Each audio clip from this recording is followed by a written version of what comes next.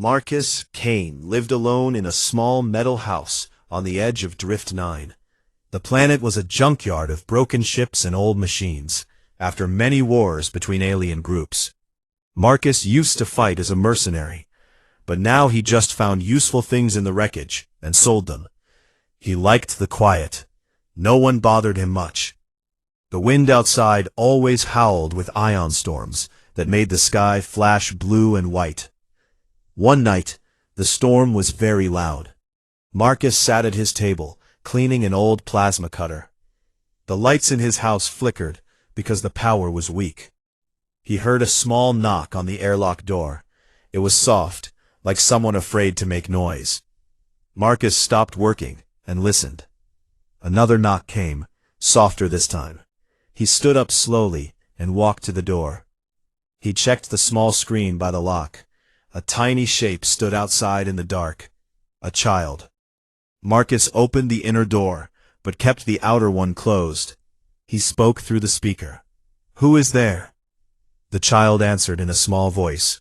"Died today. Can I stay with you, human?" Her words came slow and careful, like she practiced them many times. Marcus felt something tight in his chest. He looked at the screen again. The child was not human.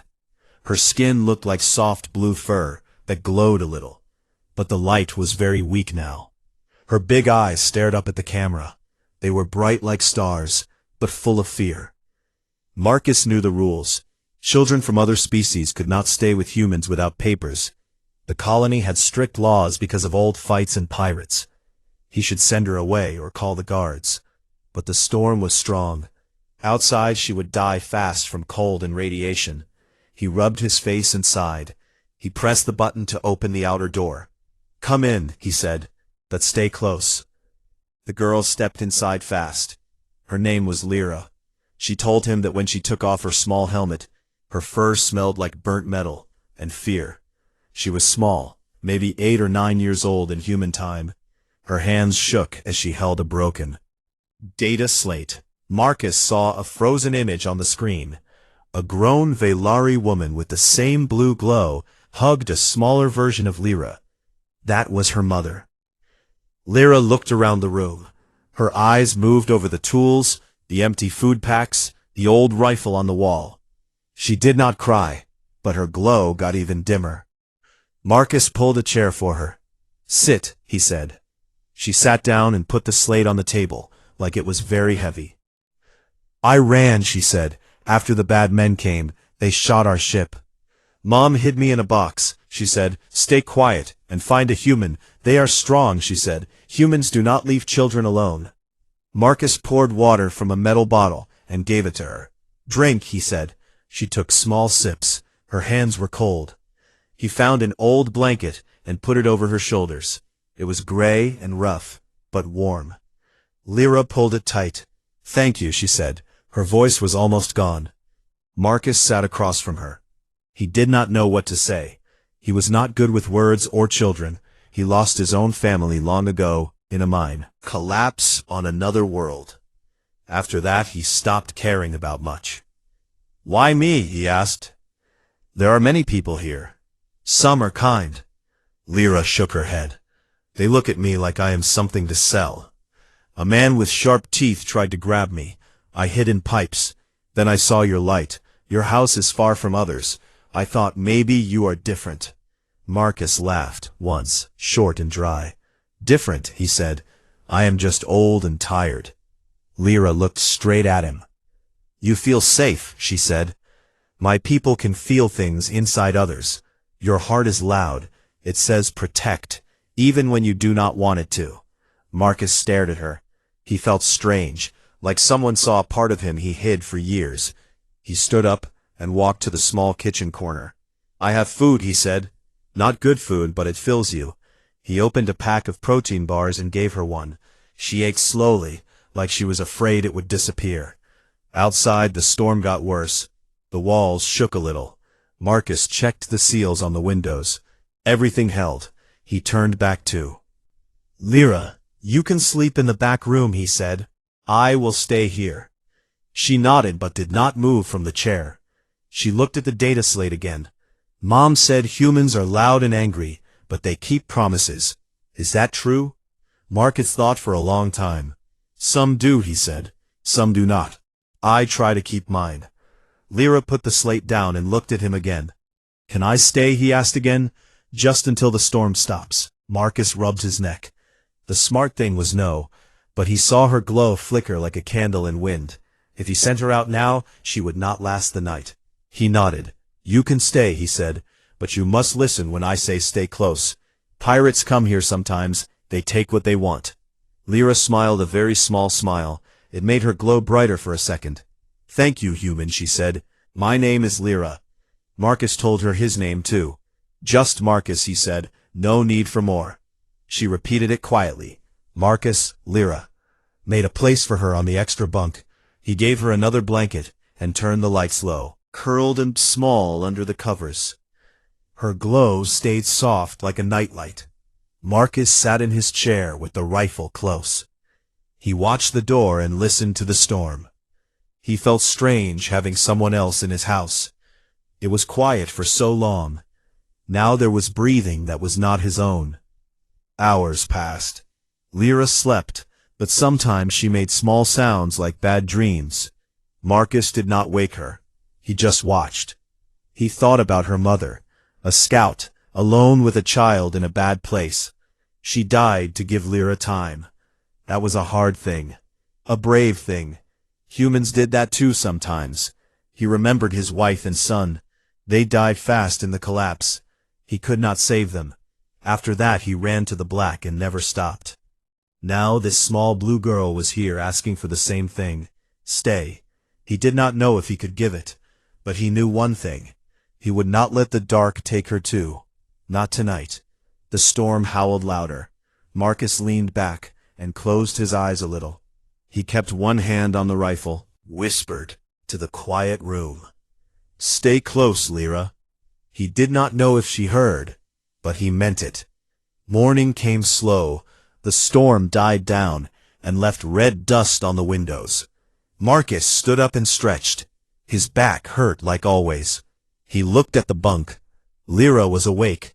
She sat with the blanket around her and the data slate in her lap.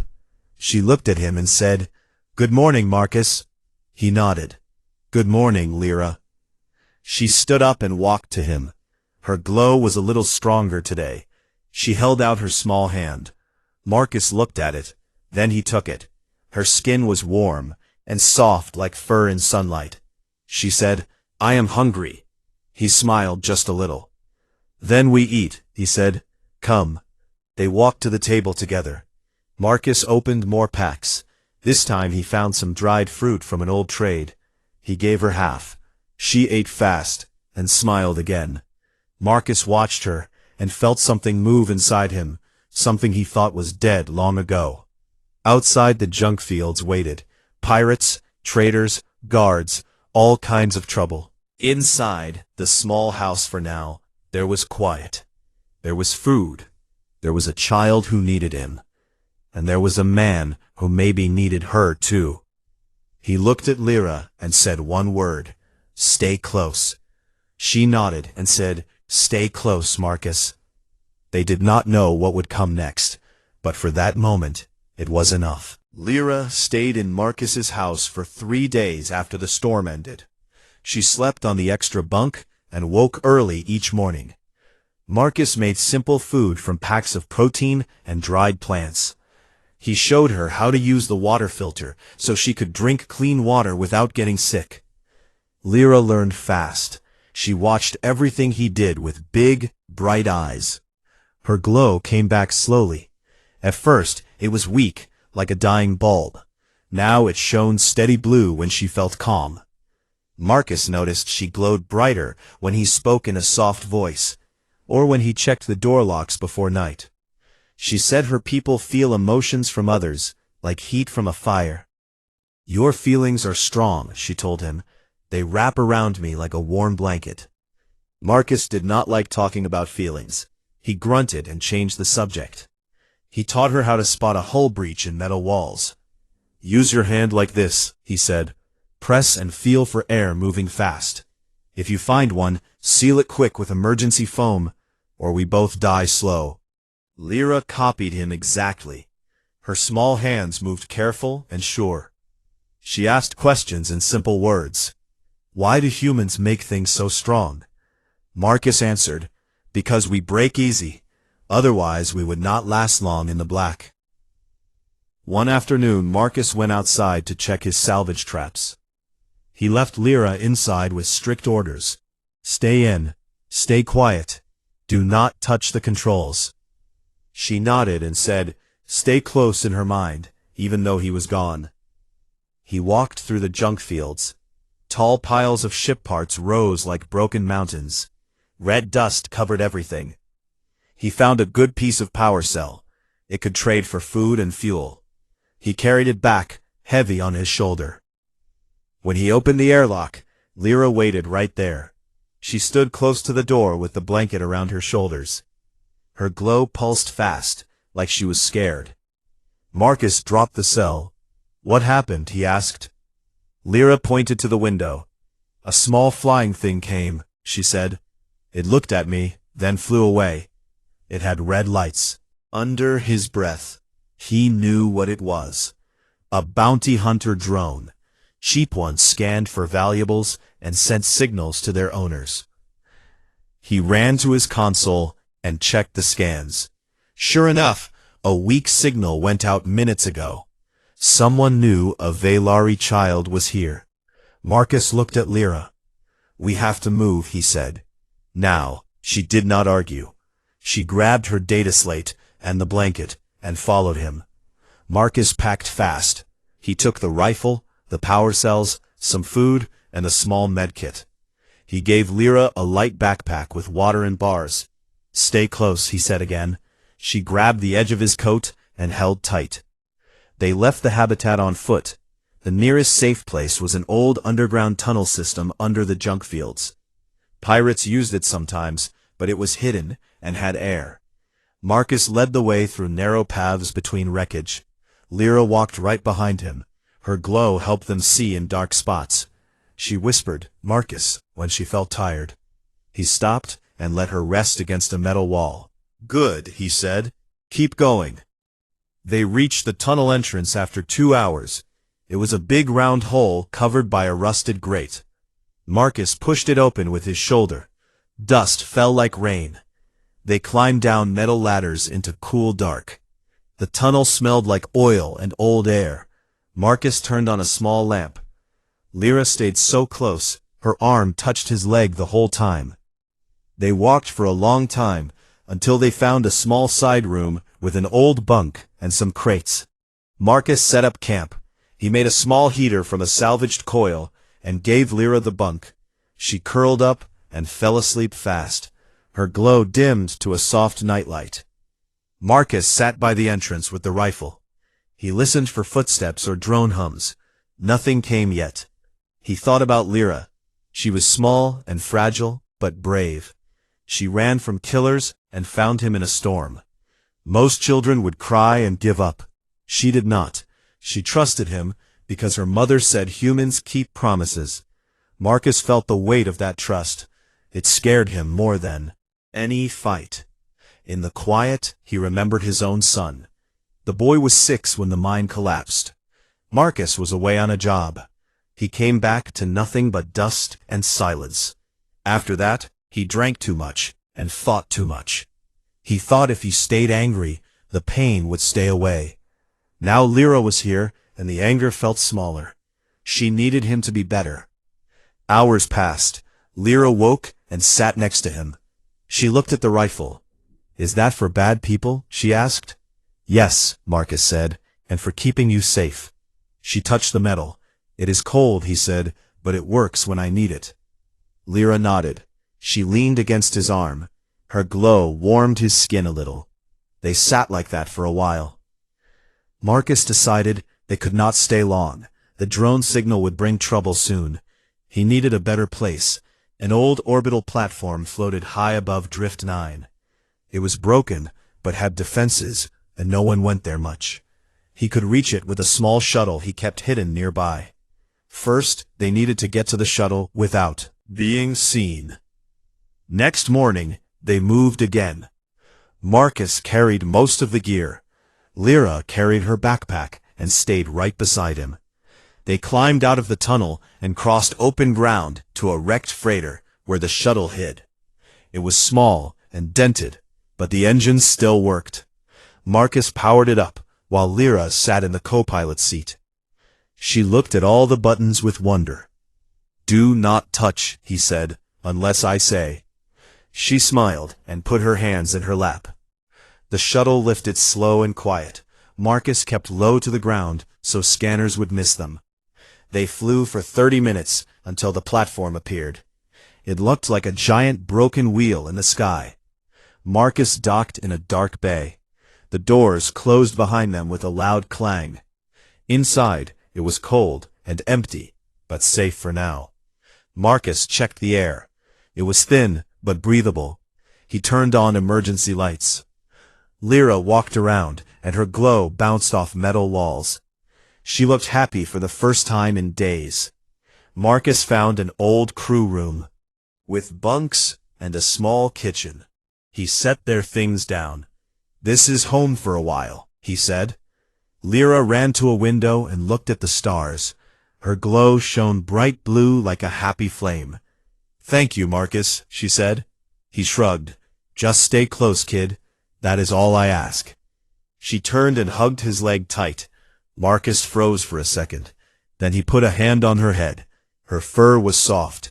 He felt something warm in his chest, something like hope. He did not push her away. He just stood there while she held on. Outside the platform, the galaxy waited. Pirates would come, traders would search, bounty hunters would track. But inside for now, there was quiet, there was food, there was a child who felt safe, and there was a man starting to remember how to care. Marcus looked down at Lyra and said one thing. "Stay close." She looked up and answered, "Stay close, Marcus." They did not know how long they had, but they had each other, and that was more than either of them expected. Marcus and Lyra lived on the old orbital platform for 2 weeks. They fixed small things to make it feel like home. Marcus repaired the air scrubbers so the air stayed fresh. Lyra helped by holding tools and shining her glow in dark corners where wires hid. She learned how to check the power levels on the console and warn him when something dropped too low. They ate from the stored packs and shared stories. Marcus told her about Earth oceans and big animals that swam in them.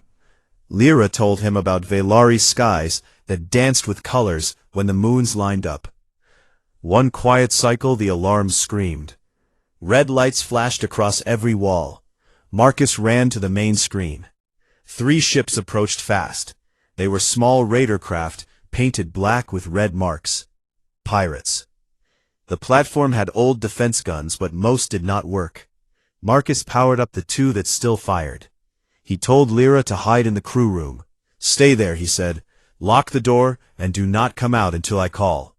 She grabbed his sleeve, pulsed, fast, and scared. "No," she said. "I stay close. You promised." Marcus looked at her small face. He saw the fear, but also the trust. He sighed. "Fine, but you stay behind me and do exactly what I say." They moved to the central corridor. The platform was big, with many levels and long hallways. Pirates would board soon. Marcus set traps, simple ones. He put motion sensors on the docking bays and linked them to small explosives from salvaged grenades. He gave Lyra a small stun baton. It was light and only hurt, not kill. "Use it if someone gets too close," he said. She held it tight with both hands. The first ship docked with a hard clang. Metal scraped metal. Marcus watched on the camera. 5 figures in armor came through the airlock. They carried rifles and moved careful like hunters. Marcus waited until they reached the first corridor. He triggered the trap. A small blast shook the floor. 2 pirates fell. 1 did not get up. The others shouted and ran forward. Marcus fired from cover, barked loud in the metal halls. Bullets sparked off walls. The pirates shot back. Energy bolts burned black marks on the bulkheads. Lyra stayed right behind him. Her glow dimmed so she would not give away their spot. She whispered directions. Sometimes she felt their anger through her empathy. "Left side," she said. "Two coming fast." Marcus turned and shot. One dropped, the other dove behind a crate. More pirates came from the second docking bay. They split up.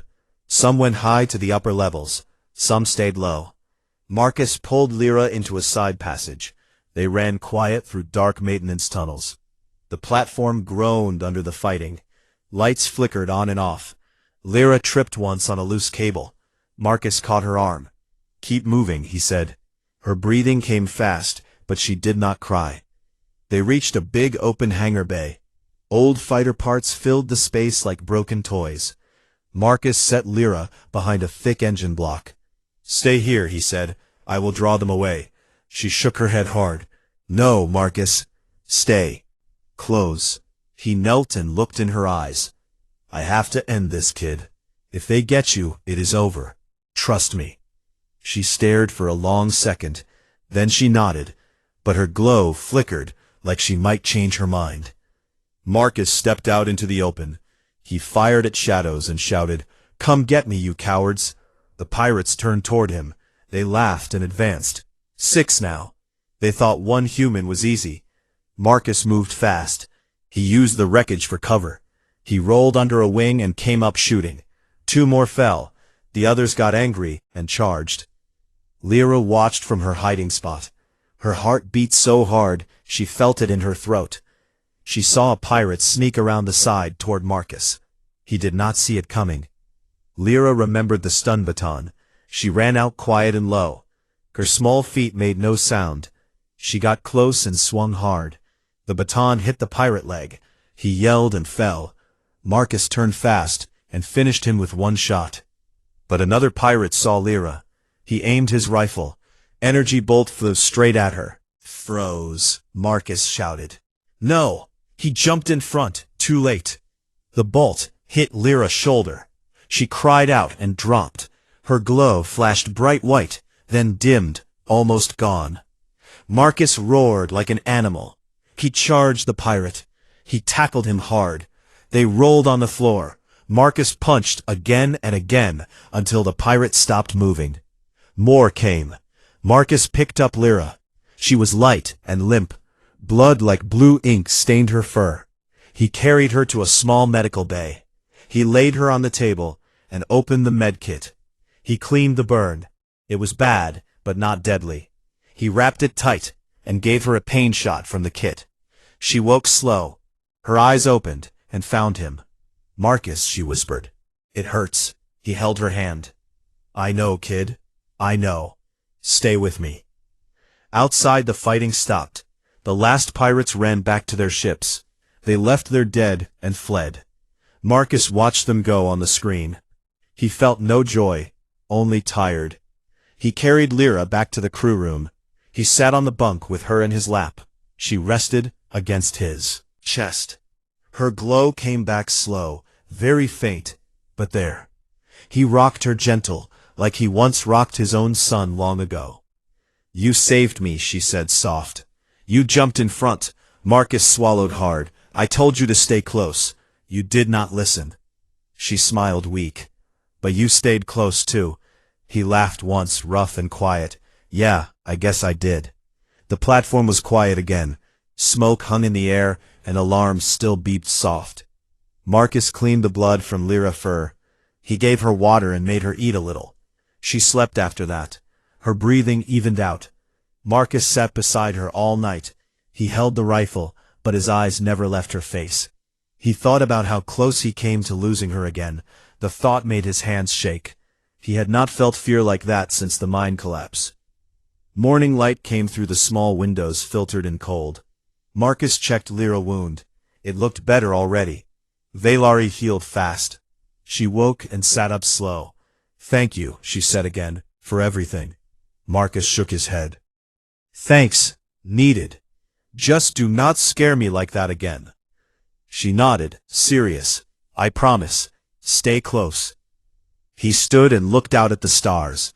The raiders would tell others. More would come. Bounty hunters, maybe even bigger crews.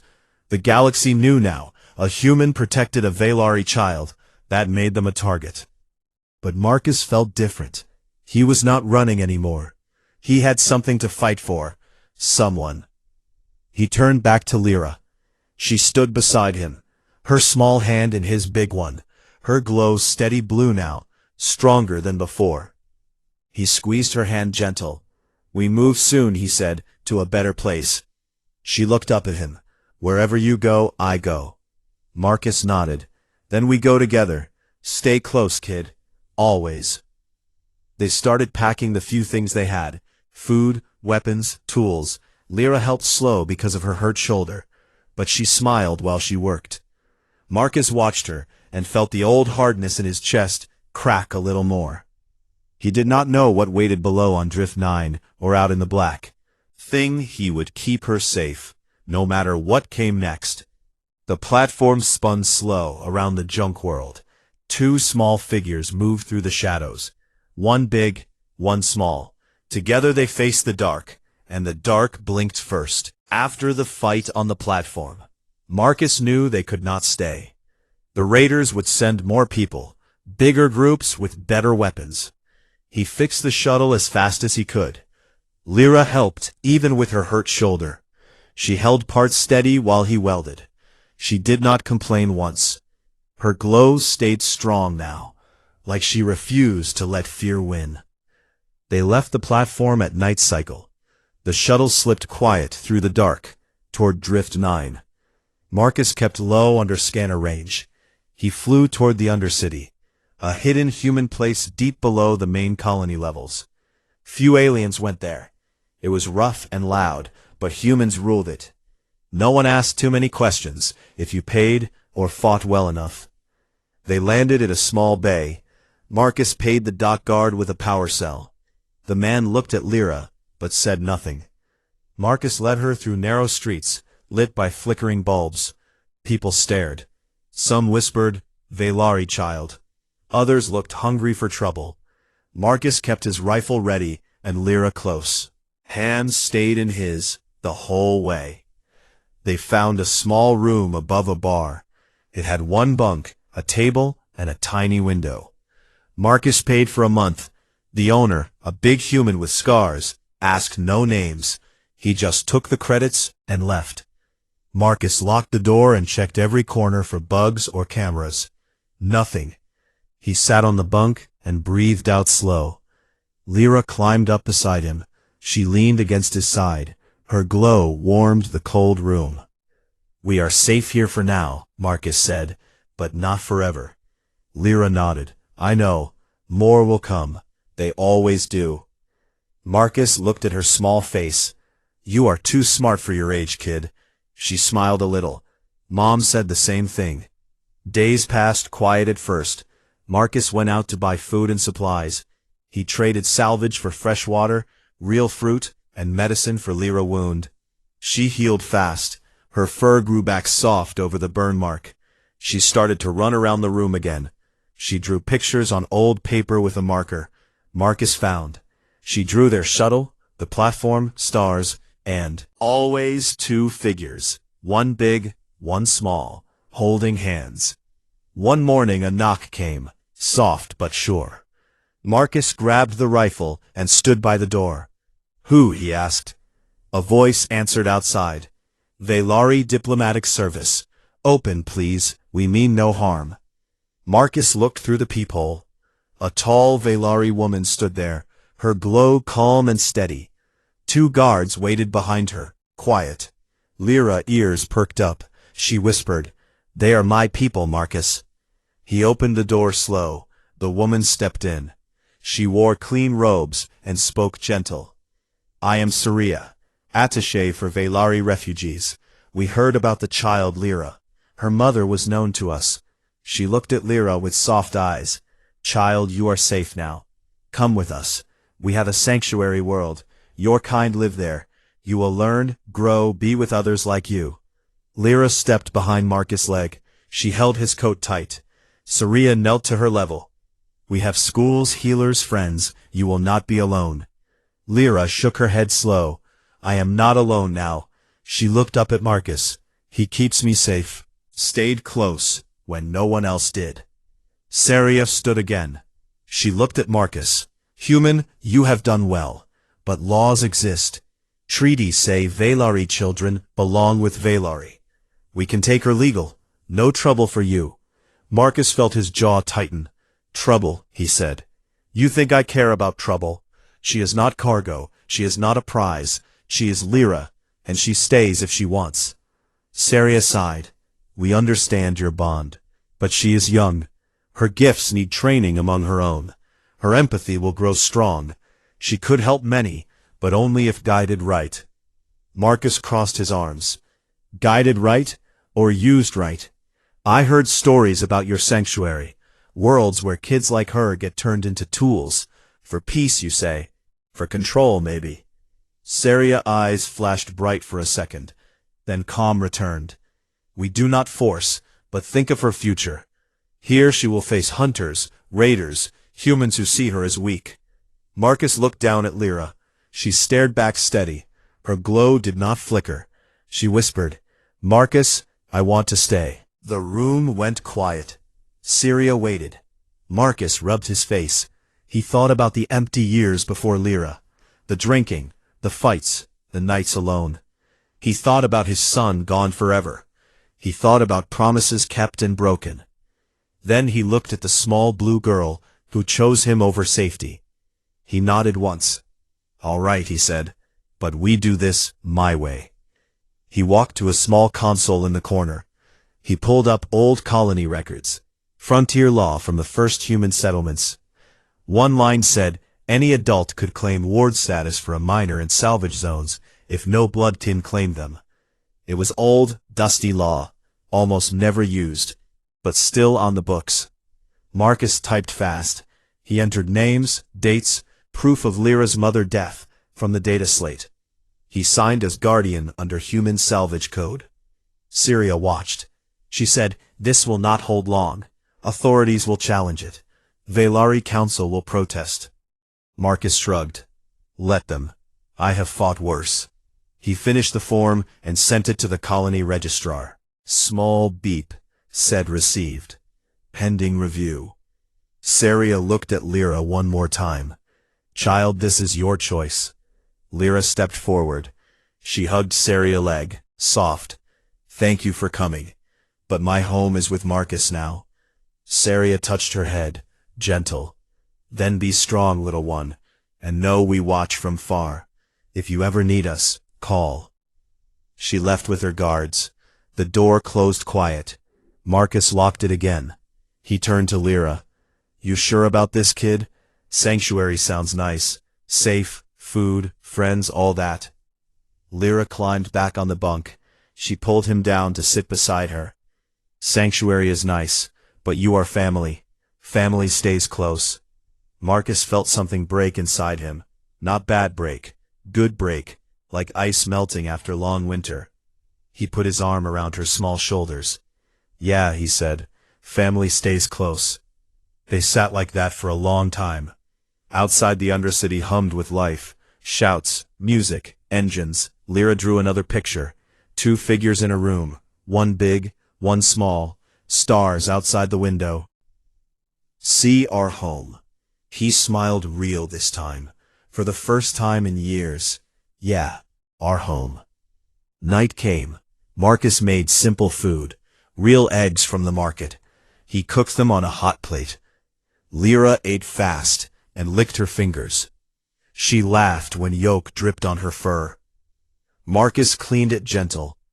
They talked about small things. Tomorrow plans, new traps, stories from old days. Lyra yawned big. Marcus tucked her in on the bunk. He sat in the chair beside her. Rifle close, but not needed tonight. He watched her sleep. Her glow soft, steady like a heartbeat. He whispered to the quiet, Stay close, Lyra. In his mind she answered, Stay close, Marcus. Outside, trouble still waited. Papers would get questioned. Hunters would track. But inside the small room, 2 people found something rare.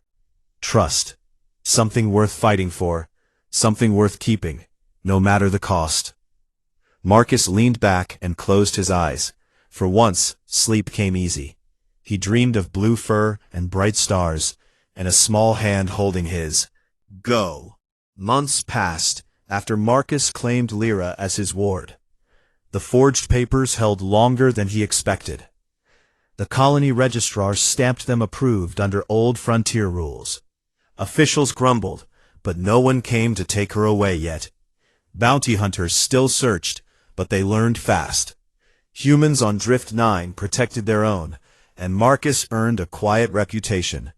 No one wanted to cross the man called Reaper again. They moved from the Undercity room to a small ship Marcus bought cheap from a retiring trader. The ship was old but solid. 2 small cabins, a cockpit, a cargo hold for salvage, and engines that hummed steady. Lyra named it Blue Glow, after her own light. Marcus laughed, and let her paint the name on the side in bright blue letters. She used her small hands, careful and proud. They became a team. Marcus flew and fought. Lyra scanned for wrecks.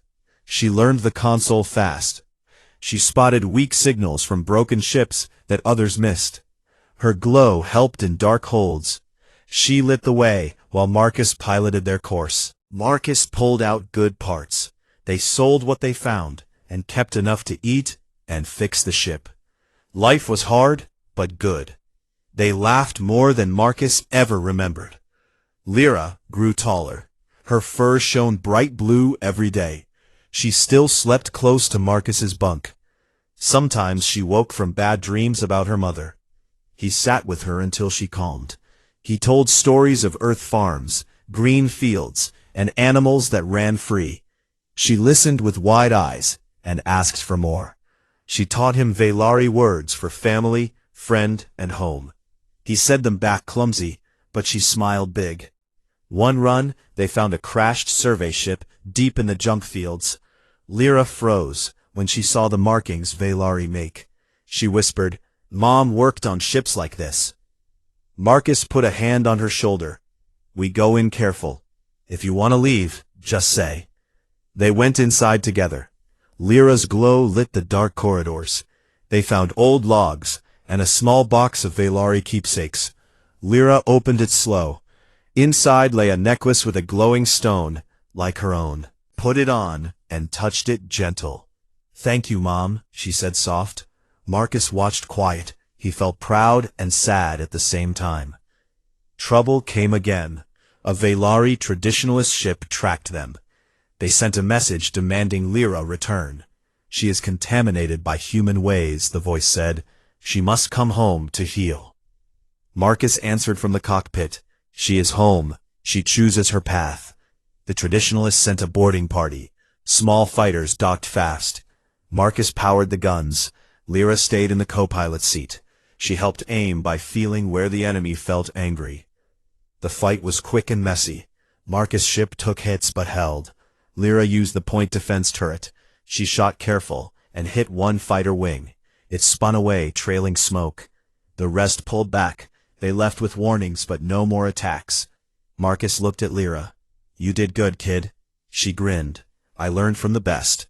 Another time bounty hunters ambushed them near an asteroid belt. 3 ships jumped in fast. Marcus flew hard through rocks. Lyra called out warnings. "Left big one coming. Right small fast." Marcus twisted the ship, dodged and fired back. One hunter ship exploded in fire. Another limped away. The last one tried to ram. Marcus waited until the last second. Then he rolled and let them crash into a rock. Lyra cheered loud. "Stay close," she yelled like a battle cry. Marcus laughed, deep and real. "Yeah, stay close." They stopped at a neutral station for repairs and supplies. The place was busy with all kinds of people. Humans, aliens, traders, thieves. Marcus kept Lyra close, but let her look around. She bought a small star mat with her own salvage credits. She pinned it on the cabin wall and marked places they visited. Marcus added Earth, even though they would never go there. He said, "Maybe someday, kid, we will see the real thing." One quiet night, they sat in the cockpit watching a nebula bloom outside. Purple and gold clouds swirled slow, like slow fire. Lyra rested her head on Marcus' arm. Her glow matched the colors outside. She spoke soft. "Thank you for letting me stay human." Marcus looked down at her small face. "No need to thank me, kid. You gave me something back I thought I lost long ago." She smiled bright. "What did I give you?" He thought for a moment. "A reason to keep going. A family. A home." She nodded. "That is what family does. We stay close." Marcus put his big hand on her shoulder. "Always," he said. The galaxy kept turning. Wars, trades, storms came and went. But Marcus and Lyra moved through it together. They salvaged. They fought. They laughed. They grew. Lyra learned to fly the ship a little. Marcus taught her basic shooting. She taught him how to feel calm when anger came. They fixed each other, quiet and steady. Sometimes Marcus thought about the day she knocked on his door, small, scared, glowing, dim. He remembered how he almost sent her away. Now he could not imagine the black without her. She changed him from a man running from ghosts to a man running towards something good.